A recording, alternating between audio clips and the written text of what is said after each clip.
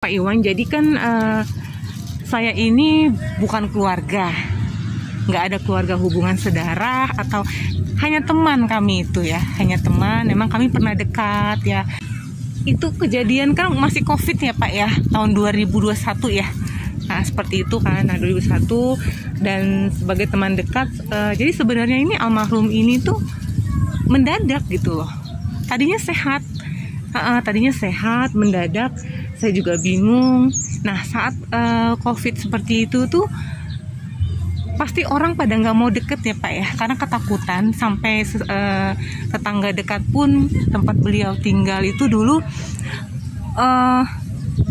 maksudnya hanya saya yang mau nolong gitu lah saat itu Pak. Hanya saya yang mau nolong. Ya udah akhirnya saya tolong, karena saya juga gimana ya, nggak tega lihatnya, karena saya kenal. Saya bawa ke rumah sakit. Jadi dulu tuh orang itu mengira disangkain tuh kena COVID Pak, padahal beliau ini, almarhum ini nggak kena COVID. Jadi hanya ada sakit yang lain seperti itu, dan saya sempat bawa ke rumah sakit. Jadi itu saya tuh menemukan beliau itu di tempatnya, karena beliau kan single ya, tinggal sendiri.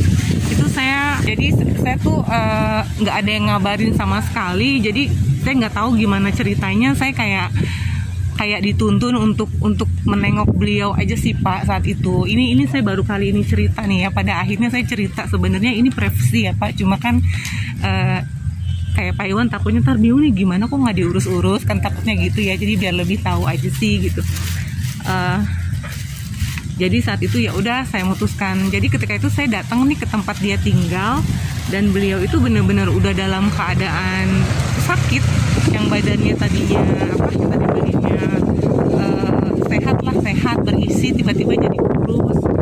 Yang tadinya tuh bisa jalan, tiba-tiba udah nggak bisa jalan, ada segala macam seperti itu deh Pak. Sampai pada akhirnya saya tuh mutusin untuk bawa ke rumah sakit. Nah, seperti itu saya bawa ke rumah sakit. Itu pun teman-temannya, karena beliau ini kan orang asing, bukan asli orang sini, nggak ada saudara atau kakak yang di sini, karena setahu saya si almarhum ini juga merantau ke sini gitu, usaha seperti itulah, bekerja gitu. Dan saat waktu beliau sakit pun saya coba hubungi keluarga dan teman-temannya. Nah mereka ini janji, oh iya kami akan datang, saya akan datang. Tapi pada akhirnya pun sampai di rumah sakit berhari-hari itu nggak ada yang datang. Nah saya saat itu saya bingung ya, kalau misalkan saya mau tinggalin, kita kan manusia punya hati nurani ya Pak ya. Memang sih ada orang yang bilang, ya sudah ngapain sih, kamu bukan siapa-siapanya, mau ngapain gitu nanti ini. Hati saya nggak bisa gitu Pak, nurani saya tuh nggak tega gitu. Ya udah pada akhirnya ini yang saya menjaga almarhum itu di rumah sakit saya sendiri Pak. Dan itu saya nggak tidur berapa itu, 4 hari 4 malam itu saya nggak tidur. Bener-bener saya menjaga sampai saya itu, aduh teman-teman, ini saya baru pertama kali saya bercerita ini. Jadi sampai saya itu karena saya nggak mau ada hal yang takut salah, saya tuh sampai tidurnya itu tidur ayam gitu Pak. Di rumah sakit kan ada bangku ya, nanti saya tuh nungguin sambil tidur seperti itu. Dan ini hanya dirawat itu 5 hari Pak di rumah sakit.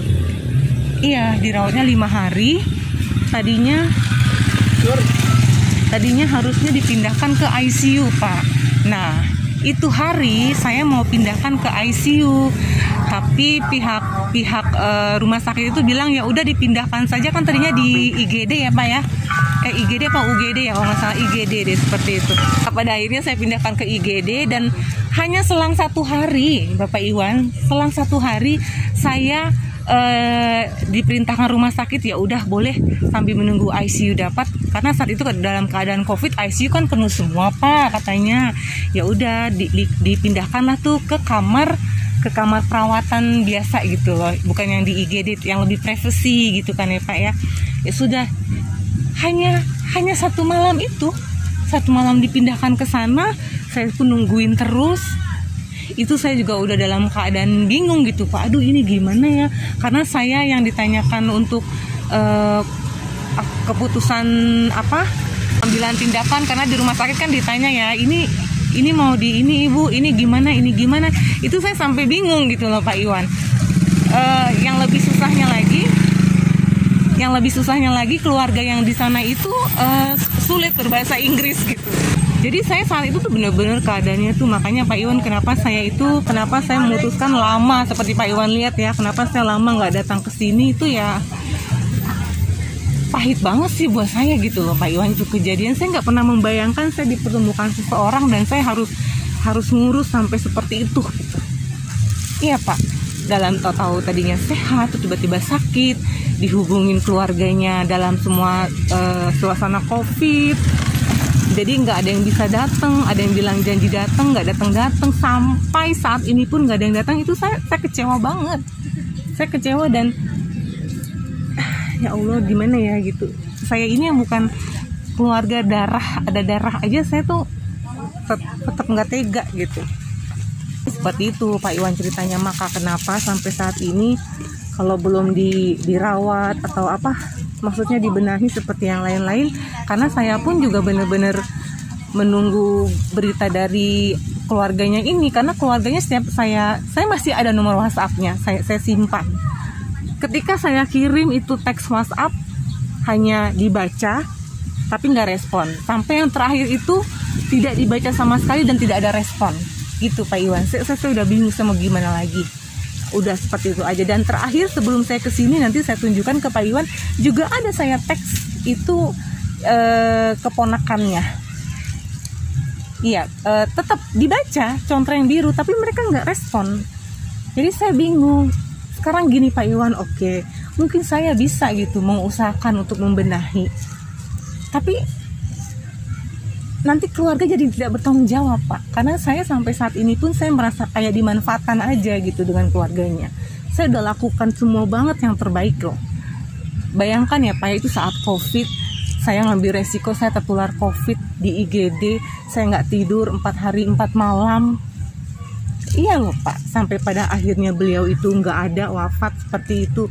Nggak gampang Pak Iwan. Akhirnya saya kan punya channel YouTube ya, jadi temen tuh ada yang udah deh buka aja ceritanya gitu. Padahal saya nggak mau ya Pak, saya juga nggak mau menjelekan orang lain kan, tapi dengan sikap keluarganya yang seperti ini kayaknya memang harus saya buka gitu loh Pak Iwan.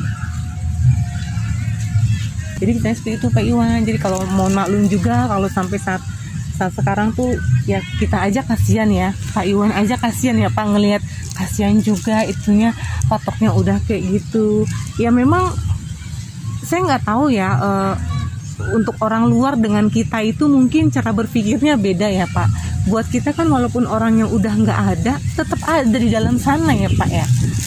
Mungkin emang udah nggak ada, nggak kelihatan, tapi kan di dalam sana itu almarhum itu ada, dan kita yang masih hidup juga ya setidaknya punya tugas kalau masih bisa ya merawat ya, seperti itu kan Pak ya.